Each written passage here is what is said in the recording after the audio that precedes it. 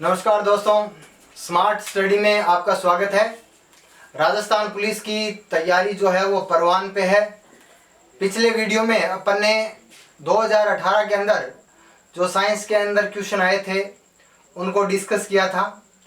अब आगे जो वीडियो है उनके अंदर हर पारी में जो साइंस के क्वेश्चन आए थे उनका हम है वो विस्तृत व्याख्या सहित अध्ययन करेंगे। तो सबसे पहले अपन बात करते हैं 14/7/2019 को फर्स्ट पारी के अंदर जो क्वेश्चन आए थे उनकी चर्चा करते हैं कि उस दिन क्या क्वेश्चन पूछे गए थे। देखिए, सबसे पहला इसके अंदर क्वेश्चन पूछा गया था, निम्न में से कौन विद्युत का चालक नहीं है।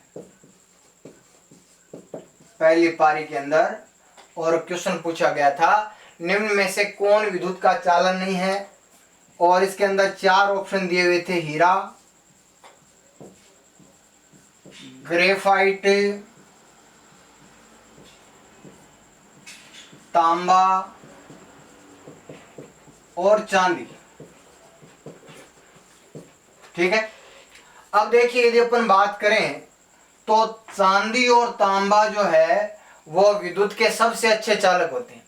चांदी है वो विद्युत की सबसे अच्छी चालक धातु होती है, और तांबा जो है वो चांदी के बाद दूसरा स्थान होता है इसका। ठीक है। ग्रेफाइट बहुत ही अच्छा क्वेश्चन है कि ग्रेफाइट है वो कार्बन का अपर रूप है। ग्रेफाइट जो है वो कार्बन का अपर रूप है, और कार्बन जो होती है वो होती है एक अ धातु, और अ धातु के गुणों के अंदर अपन पढ़ते हैं कि सभी जो अ धातु होती है वो विद्युत की क्या होती है, कुचालक होती है। लेकिन इसका एक अपवाद है, ग्रेफाइट। ग्रेफाइट जो होता है वो विद्युत का सुचालक होता है। तो इसमें बचता कौन है, हीरा। तो हीरा जो है वो विद्युत का क्या होता है, कुचालक होता है, या विद्युत का चालन नहीं करता है। ठीक है। दूसरा क्वेश्चन, 14 तारीख को पहली पारी के अंदर और जो साइंस का अगला क्वेश्चन आया था वो आपसे ये पूछा गया था, बहुत ही अच्छा क्वेश्चन है, कि निम्न में से किस तत्व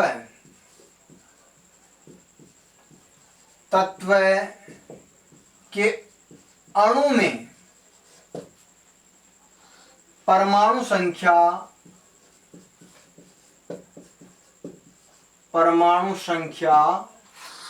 सबसे ज्यादा है। और इसमें ऑप्शन थे ऑक्सीजन, दूसरा था सल्फर, तीसरा इसमें था क्लोरीन, और चौथा था नाइट्रोजन। अब देखिए क्वेश्चन क्या है, किस तत्व के अणु, सबसे पहले अपन बात करते हैं अणु क्या होता है।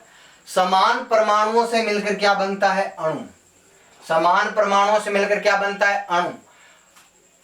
पदार्थ की सबसे सूक्ष्मतम संरचना जो स्वतंत्र अवस्था में नहीं पाई जाती वो होती है परमाणु, और परमाणुओं से मिलकर क्या बनता है, अणु बनता है।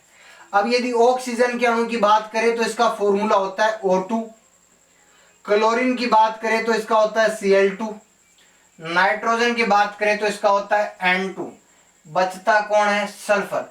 सल्फर का होता है S8। तो क्वेश्चन क्या पूछा गया, अणु में परमाणु की संख्या। ऑक्सीजन के अणु के अंदर परमाणु की संख्या 2 है, सल्फर में कितनी है, 8 है, क्लोरीन में कितनी है, 2 है, और नाइट्रोजन में कितनी है, 2 है। तो सबसे ज्यादा और परमाणु वाला अणु है वो कौन सा है, सल्फर होता है। सबसे ज्यादा परमाणुओं वाला जो अणु है वह निम्न में से कौन सा था, सल्फर था। अगला क्वेश्चन, अगला जो क्वेश्चन है वो आपसे पूछा गया था कि 4 विलियन है ABCD, 4 विलियन ABCD और उनकी पीएच दे रखी थी 2.4, 4, 5 और 5.5 और इसमें क्वेश्चन ये पूछा गया था कि इनमें से न्यूनतम अम्लीय कौन सा है, इनमें से सबसे कम अम्लीय कौन सा है, न्यूनतम अम्लीय कौन सा है। अब देखिए क्वेश्चन, अपने को पता है कि किसी भी विलयन की अम्लता या क्षारकता मापने के लिए हम काम में लेते हैं पीएच स्केल, पीएच स्केल, और पीएच स्केल की खोज की थी सोरेनसन ने, पीएच स्केल की खोज किसने की थी, सोरेनसन ने। ठीक है, अब देखिए पीएच स्केल जो होती है उसमें 0 से लेके 14 तक मान होते हैं, 0 से लेके 14 तक मान होते हैं और इसका जो मिड पॉइंट होता है वो होता है 7 और 7 जिसकी पीएच होती है वो होता है उदासीन, 7 जिसकी पीएच होती है वो होता है उदासीन, 0 पर होता है अम्लीय सबसे ज्यादा और 14 पे होता है क्षारीय सबसे ज्यादा। अब आपसे क्वेश्चन ये पूछा गया है कि 4 विलयन ABCD है जिनकी पीएच आपको 2.4, 4, 5, 5.5 दी गई है, तो इनमें से न्यूनतम अम्लीय कौन सा है, न्यूनतम अम्लीय कौन सा। अब सीधी सी बात है, ये 0, ये 1, ये 2, 3, 4, 5, 6, 7, तो जो 0 के पास होगा वो अधिकतम अम्लीय होगा और जो 0 से दूर होगा वो क्या होगा, न्यूनतम अम्लीय। हम जानते हैं कि पीएच स्केल में 0 से 14 की ओर जाने पर अम्लता है वो घटती है, क्षारकता है वो बढ़ती है, और 14 से 0 की ओर आने पर अम्लता बढ़ती है, क्षारकता है वो घटती है। अब अपने से पूछा गया न्यूनतम अम्लीय, तो 2 है वो 0 के पास है, 4, 5 भी है वो भी इधर है, तो 5.5 जो है वो न्यूनतम अम्लीय होगा। क्यों, क्योंकि ये 0, 0 जो कि सबसे ज्यादा अम्लीय उससे क्या है, दूर है, और जो दूर होगा उसकी पीएच है वो धीरे धीरे जो उदासीन के करीब है, 7 उदासीन है तो उदासीन के जो करीब है उसकी पीएच है वो कम होती जाएगी, तो वो न्यूनतम अम्लीय होगा। अगला क्वेश्चन, अगला क्वेश्चन आपसे पूछा गया था कि निम्न में से कौन सा जीव है या कौन सा जीव कूटपाद या इनको इंग्लिश में बोलते हैं सूडोपोडिया, सूडोपोडिया, कौन सा जीव है वो कूटपाद की मदद से चलता है, मदद से चलता है। ऑप्शन थे इसके अंदर पैरामीशियम,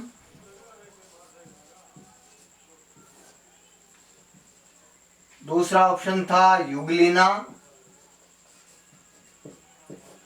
तीसरा ऑप्शन था अमीबा और चौथा ऑप्शन था इसके अंदर है हाइड्रा। हम बचपन से पढ़ते आए हैं कि अमीबा जो होता है वो एक कोशिकीय जीव होता है, इसकी शरीर की कोई फिक्स आकृति नहीं होती है और ये चलते समय क्या करता है, ऐसे और पैरों का निर्माण करता है और इन्हीं पैरों को क्या बोलते हैं, कूटपाद बोलते हैं। ठीक है, तो अमीबा जो होता है वो चलते समय कूटपाद का और उपयोग करता है। अगला क्वेश्चन, अगला क्वेश्चन जो है वो आपसे पूछा गया था कि निम्न में से कौन सी बीमारी है वो जीवाणु जनित नहीं है, निम्न में से कौन सी बीमारी है वो जीवाणु जनित नहीं है। और इसके अंदर आपसे 4 ऑप्शन दिए हुए थे। पहला ऑप्शन इसके अंदर दिया हुआ था मियादी बुखार, मियादी बुखार। अगला दूसरा ऑप्शन आपसे दिया हुआ था हेजा, तीसरा ऑप्शन आपको दिया हुआ था यक्ष्मा या तपेदिक, और चौथा ऑप्शन आपको दिया हुआ था एड्स। चौथा ऑप्शन आपको दिया हुआ था एड्स। अब देखिए, मियादी बुखार, मियादी बुखार को बोलते हैं टाइफाइड, मियादी बुखार को बोलते हैं टाइफाइड, या इसी को बोलते हैं मोती जरा, मोती जरा, या इसी को बोलते हैं भाव। मियादी बुखार को बोलते हैं टाइफाइड, मोती जरा, या इसी को बोलते हैं भाव। अब यदि अपन बात करें तो मियादी बुखार जो होती है वो जीवाणु के द्वारा होती है, ठीक है। उसके बाद हेजा, या इसी को बोलते हैं कोलेरा, हेजा या इसी को बोलते हैं कोलेरा, और ये भी जो है वो होती है जीवाणु के द्वारा। अगला यक्ष्मा या टीबी, इसको बोलते हैं टीबी, और टीबी है वो भी होती है जीवाणु के द्वारा। लेकिन अपने को पता है एड्स, एक्वायर्ड इम्यूनोडिफिशियेंसी सिंड्रोम जो है वो होता है HIV के द्वारा, और ये होता है ह्यूमन इम्यूनोडिफिशियेंसी वायरस, और वायरस का मतलब होता है विषाणु। तो ये तीनों जो म्यादी बुखार है, हेजा है, टीबी जो है, ये तो होती है जीवाणु के द्वारा, लेकिन एड्स जो होता है वो होता है किसके द्वारा? वायरस के द्वारा, ठीक है। अगला क्वेश्चन, अगला जो क्वेश्चन है वो आपसे पूछा गया था कि निम्न में से कौन सा जो है वो न्यूरॉन का हिस्सा नहीं है, न्यूरॉन का भाग नहीं है। देखो, न्यूरॉन का मतलब होता है तंत्रिका कोशिका, न्यूरॉन का मतलब होता है तंत्रिका कोशिका। और आपको क्वेश्चन पूछा गया था कि निम्न में से जो है वो कौन सा न्यूरॉन का भाग नहीं है, और इसमें पहला ऑप्शन दिया हुआ था साइटन। निम्न में से कौन सा न्यूरॉन का भाग नहीं है, और इसमें पहला ऑप्शन दिया हुआ था साइटन, दूसरा ऑप्शन दिया हुआ था डेंड्राइट्स, डेंड्राइट्स, तीसरा ऑप्शन इसके अंदर दिया हुआ था एक्सॉन, और चौथा ऑप्शन इसके अंदर दिया हुआ था बोमन कैप्सूल, बोमन कैप्सूल। अब देखिए, शाइटन, डेंड्राइट्स, डेंड्राइट्स को हिंदी में बोलते हैं दुर्मिका, और दुर्मिका जो होती है वो तंत्रिका के अंदर सूचनाओं को ग्रहण करती है। एक्सॉन जो होता है वो सूचनाओं को है वो केंद्रित करता है, सूचनाओं को है वो रासायनिक परिवर्तन करता है। लेकिन बोमन कैप्सूल जो होता है वो होता है नेफ्रॉन का भाग, बोमन कैप्सूल जो होता है वो होता है नेफ्रॉन का भाग, और नेफ्रॉन जो होता है वो होता है मानव उत्सर्जन तंत्र का भाग, मानव उत्सर्जन तंत्र का भाग होता है नेफ्रॉन। नेफ्रॉन जो है वो मानव उत्सर्जन तंत्र की इकाई होती है। न्यूरॉन जो होती है वो तंत्रिका तंत्र की इकाई होती है। साइटन, डेंड्राइट्स और एक्सॉन जो है वो न्यूरॉन के भाग है, लेकिन जो बोमन कैप्सूल है वो है नेफ्रॉन का भाग, और नेफ्रॉन जो होता है वो मानव उत्सर्जन तंत्र का इकाई होती है। नेफ्रॉन जो है वो मानव उत्सर्जन तंत्र की इकाई होती है। क्लियर है? अगला क्वेश्चन, अगला क्वेश्चन आपसे पूछा गया था कि किस माध्यम में, किस माध्यम में ध्वनि का वेग अधिकतम होता है, ध्वनि का वेग अधिकतम होता है, किस माध्यम में ध्वनि का वेग अधिकतम होता है। इसके अंदर 4 ऑप्शन दिए हुए थे, वायु, इस्पात, जल, और चौथा ऑप्शन दिया हुआ था निर्वात। चौथा जो ऑप्शन है वो दिया हुआ था निर्वात। अब अपन बहुत अच्छी तरीके से जानते हैं कि निर्वात के अंदर है वो कभी ध्वनि का संचरण नहीं होता, निर्वात के अंदर है वो ध्वनि का संचरण नहीं होता। एग्जाम का बहुत ही फेमस क्वेश्चन है कि यदि चंद्रमा के ऊपर विस्फोट होता है तो उसकी आवाज है वो धरती पर सुनाई क्यों नहीं देती, देखिए बहुत अच्छा क्वेश्चन है, बहुत बार एग्जाम में आया हुआ है कि यदि चंद्रमा के ऊपर विस्फोट होता है तो उसकी आवाज धरती के ऊपर क्यों नहीं सुनाई देती है? सीधा सा कारण है कि चंद्रमा के अंदर माध्यम नहीं है, चंद्रमा के ऊपर क्या है, निर्वात है, और निर्वात के अंदर ध्वनि का संचरण नहीं होता है, इसलिए निर्वात तो पहले से क्या हो गया, कट। अब अपने को पता है, सीधी सी बात है, ध्वनि के वेग का क्रम कि ठोस इज बेटर देन द्रव्य और द्रव्य इज बेटर देन गैस, यानी ध्वनि का संचरण सबसे ज्यादा होता है ठोस के अंदर, उससे कम होता है द्रव्य के अंदर, और उससे कम होता है गैस के अंदर। अब यदि अपन बात करें कि सबसे अधिकतम पूछा है तो इस्पात जो होता है वो क्या होता है, ठोस होता है, तो सबसे ज्यादा ध्वनि का संचरण है वो किसके अंदर होता है, इस्पात के अंदर होता है। ठीक है, चलिए अगला क्वेश्चन।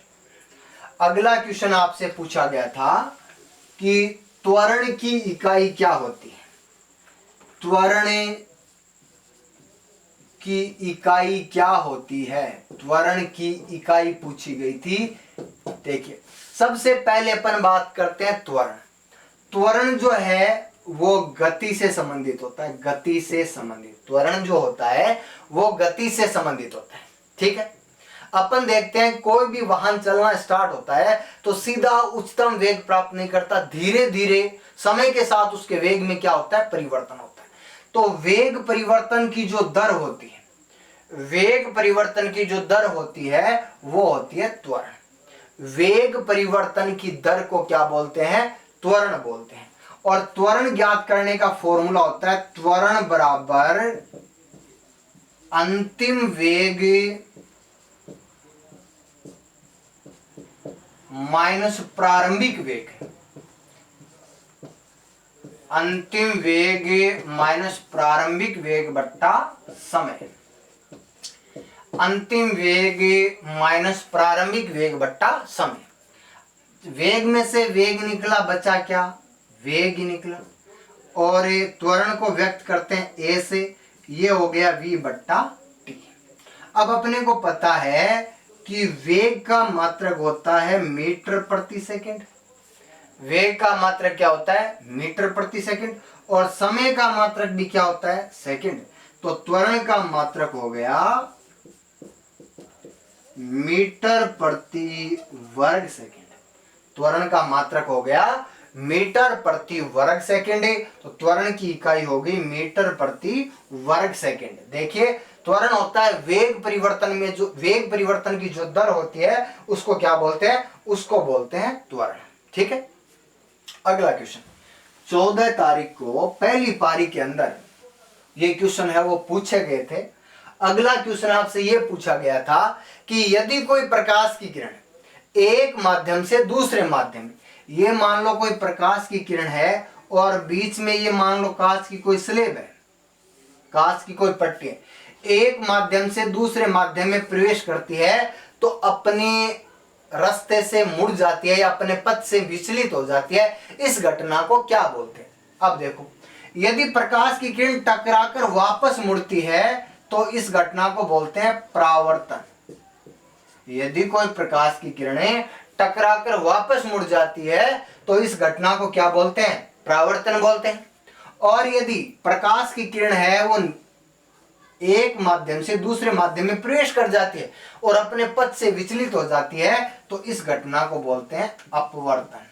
और यही क्वेश्चन है वो आपसे पूछा गया था कि यदि कोई प्रकाश की किरण एक माध्यम से दूसरे माध्यम में प्रवेश करती है और यदि अपने पथ से मुड़ जाती है, अपने पथ से विचलित हो जाती है, तो यह घटना क्या कहलाती है, तो यह घटना कहलाती है प्रकाश का अपवर्तन। यह घटना कहलाती है प्रकाश का अपवर्तन। अगला क्वेश्चन, अगला क्वेश्चन आपसे यह पूछा गया था कि यांत्रिक ऊर्जा को विद्युत ऊर्जा में रूपांतरित करने वाला यंत्र, यांत्रिक ऊर्जा को विद्युत ऊर्जा में रूपांतरित करने वाला यंत्र, और इसमें 4 ऑप्शन दिए हुए थे। एक दिया हुआ था स्पेक्ट्रोस्कोप, एक दिया हुआ था स्पेक्ट्रोस्कोप, दूसरा ऑप्शन इसके अंदर दिया हुआ था वोल्टेज सेल, वोल्टेज सेल, तीसरा ऑप्शन इसके अंदर दिया हुआ था विद्युत जनित्र, और चौथा ऑप्शन इसके अंदर दिया हुआ था विद्युत मोटर। अब अपने को पता है यांत्रिक ऊर्जा यानी ऐसा यंत्र जो विद्युत ऊर्जा उत्पन्न करता है, और इनमें सीधा सा ऑप्शन पड़ा है विद्युत जनित्र। विद्युत जनित्र जो होता है वो यांत्रिक ऊर्जा को किस में बदलता है, विद्युत ऊर्जा में बदलता है। तो ये वो क्वेश्चन है जो 14 तारीख को पहली पारी के अंदर आपसे पूछे गए थे। ठीक है, तो आप इनको बिल्कुल ध्यान से देखें और इनसे रिलेटेड और क्या क्वेश्चन बन सकते हैं उनको भी आप ध्यान से पढ़ें। बाकी जो है वो अपन अगले वीडियो के अंदर 14 तारीख को जो दूसरी पारी के अंदर सामान्य विज्ञान के जो क्वेश्चन आए थे उनको अपन डिस्कस करेंगे। धन्यवाद।